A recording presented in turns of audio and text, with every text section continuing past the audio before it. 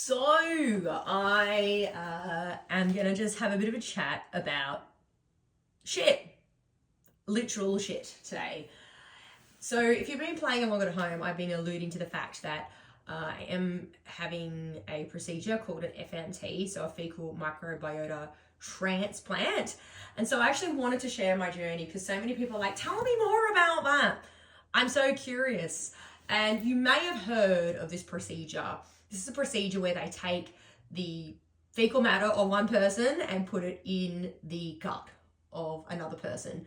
Normally they do this when I guess the recipient has some gut challenges that are really challenging to overcome. Maybe it's inflammatory bowel disease, like in my case, or something else that may benefit from having the flora of a healthy donor implanted into the recipient's gut. So I have ulcerative colitis. I was diagnosed with that a really long time ago, but nearly 20 years ago. And so ulcerative colitis is a form of inflammatory bowel disease. Now, IBD, inflammatory bowel disease, is not to be confused with IBS, which is irritable bowel syndrome.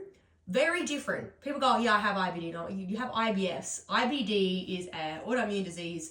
I do have IBS as well, but IBD, basically my body's immune system is overreactive. It thinks that it's attacking itself, and so then it thinks it's a threat to itself, so it attacks itself, and where it attacks me is in the lower part of my bowel. So I get ulcers, it bleeds, it's horrible, there is a lot of pain. There are many guises of inflammatory bowel disease. You have things like diverticulitis, you have things like Crohn's disease, you have C. diff, you have ulcerative colitis, and there's other little microforms of that stem off from that. But ultimately, I've been dealing with this for a really long time. Now, stress is the main trigger for inflammatory bowel disease, in my case, for it to flare up. So I do a lot of things to minimize stress. Unfortunately, I think I've subjectively normalized stress so much in my life, having dealt with challenges growing up with my dad and being a high achiever. So I don't register subjectively stress like an average person does, but I get it in my body, and my body carries stress in lots of ways. And I use things like my Oura ring to help me understand what my body is doing. I think using biometric markers and things that help me objectively go, fuck, I'm stressed. But my HRV, so heart rate variability, is a really great measure of your resilience and your sympathetic and parasympathetic balance. Should be pretty high. For all of the things I do, I eat well, I look after myself, I get enough sleep, I exercise regularly. It should be at least 40, if not 60, if not 100. And even with a lot of the clients that I have who really aren't at a level of looking after themselves like I am, their HRV is like 40 to 60. Mine is 9. My HRV is 9. The maximum it gets to is like 26. Rarely. It normally sits at between 9 and 13. So I have a massive issue of working out where my body is in flight or fight or rest and digest. This has been going on for a really long time now, guys, and there is not much I haven't tried to manage my autoimmune disease. I have done everything from juice cleanses, I've done water fasts, I've done all of these radical diets, I've gone completely clean off everything, I've detoxified off alcohol, I've taken coffee out of my diet for many, many, many years. I've had colonics, I've taken so many fucking supplements that I reckon that my wee would be worth a retirement fund by now.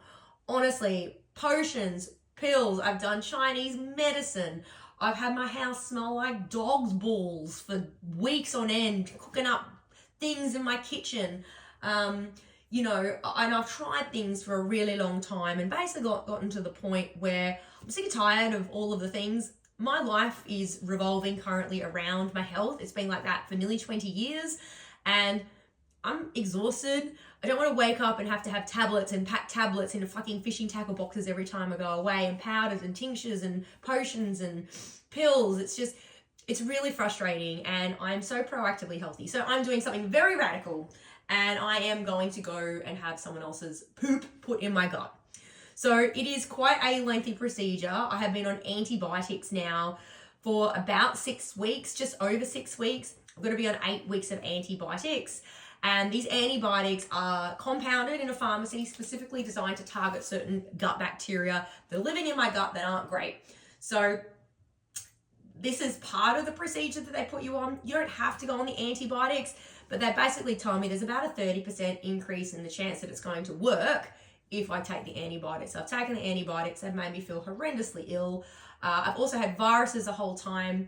And the biggest motivator for me to do the FMT, is that I've been on I've been on immunosuppressant levels of drugs for a really long time now.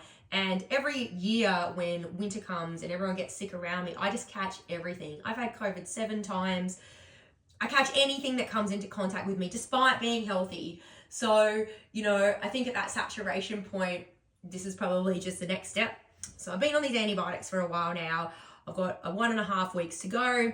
I'm booked in the first week of September to go to Sydney. In Sydney, there is a Centre of Digestive Diseases. They're one of the leading places for fecal microbiota transplants in the world. A lot of research there. Now, here's the clencher. It's costing me $15,000 with very minimal rebates. I get a little bit of a rebate on Medicare for my admission into hospital with some little private health rebate in between for the colonoscopy aspect of it. But everything else is not covered by anything. So it's incredibly experimental. It's incredibly risky financially. Now, people are like, well, what if it doesn't work? I'll say, well, at least I won't die wondering. But what if it cures me? And I am very confident this is going to cure me of my autoimmune disease. Some interesting data has emerged, though, recently in that recipients of fecal matter start taking on the traits of their donors. So I am going to actually speak to the CDD today and just be like, hey, just want to know how much I can screen the donors. I've been joking to my husband that maybe he should donate to me because I know he is absolutely full of shit. But he never gets sick. And here's a guy still having been brought up, in the 70s and 80s and then leaving home young and being a muso for a really long time. He's had to eat really shitty food to survive. And this guy can eat anything and be fine. He rarely ever gets ill, doesn't catch viruses, is typically healthy, and Sammy looks after himself, probably not as much as me, but does a good job. He looks bloody good for his age, so he could be a potential donor, but I think I might have left it too late to get him to donate. Anyway, I thought I'd just update you on that. I thought it would be interesting to share, and I will be sharing more of my journey soon. So I've got 1.5 more weeks of these antibiotics. I'm trying not to get sick at this point because I've got to hop on a plane and fly to Sydney, and then I'll be going down on a Wednesday starting my bowel prep. It's 3 days of bowel prep, which is just delightful. And then I go in on a Friday, I have my procedure. It's very lengthy and I'll give you more details later. And then I stay in Sydney for 2 days over the weekend, go back on Monday, have a little bit more of a treatment, and I get to go home. And then I basically get to take $8,000 worth of shit back to Queensland on a cold chain transport. So I've got to organise that today. And yeah, for the next, 3-ish months plus, I'll be self-administering shit to myself. I thought I could take crapsules, but apparently it's not as effective as taking the other route. So I've got to carry 3 months worth of poop in my freezer, which is going to be interesting. And that's where most of the cost comes into. It's that stuff that you do afterwards. So super interesting. I hope that you have found this interesting. I have been talking for about 8.5 minutes. It'll probably be 9 by the time I finish. But if you've got any questions or you have any experience of this, please share. I know the guy from Boy and Bear, he had like a turd roadie.